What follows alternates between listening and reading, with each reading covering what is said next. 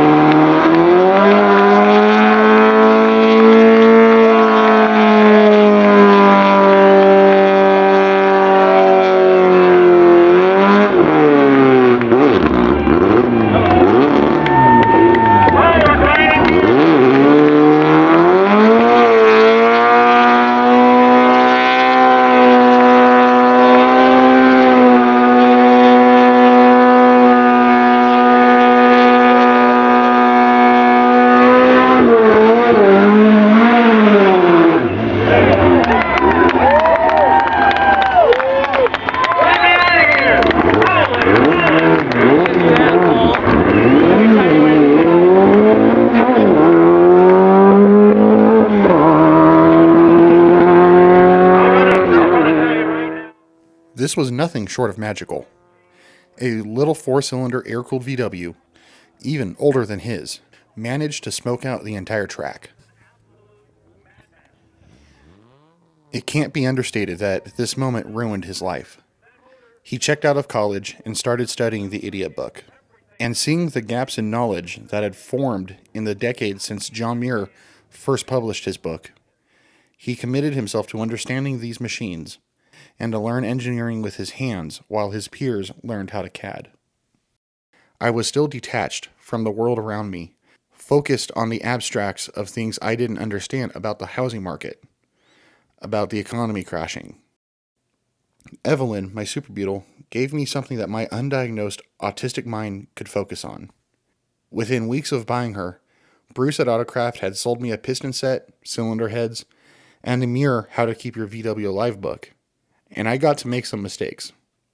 I've made a lot of mistakes since then, and that's why I'm making videos today. Some of those mistakes have been real blessings.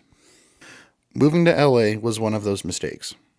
I had no idea what I was doing in a city I had no business being in, and found my way to a job that afforded Evelyn back into my life. And from there, the adventures have been countless.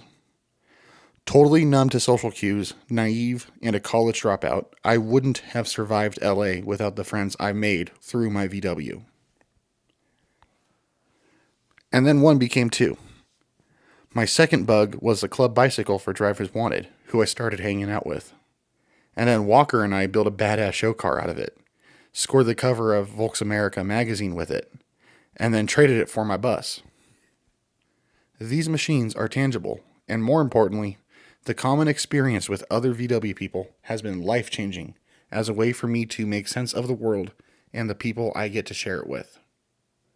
There aren't many things that act as such an effective bridge to others as what was your Volkswagen like? Bridges that no engineering college course could teach me how to build. Which brings us to today, at the start of a new adventure. This bus and its wanderings are taking us back to Samoa, where 1 year ago I filmed my first drag racing event. Where 30 years ago I was riding on the dunes with my dad in his sandrail. Where my grandparents used to bring me to get the world's best French toast. Is where I get to see Ricky burn more tires in that same bug of his. You don't know me and you were just putting on a show for the VW people, Ricky.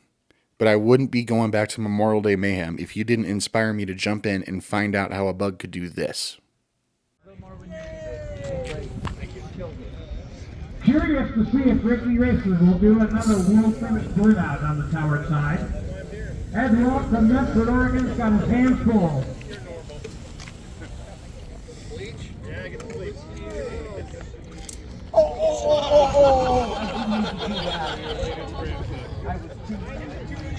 There we go.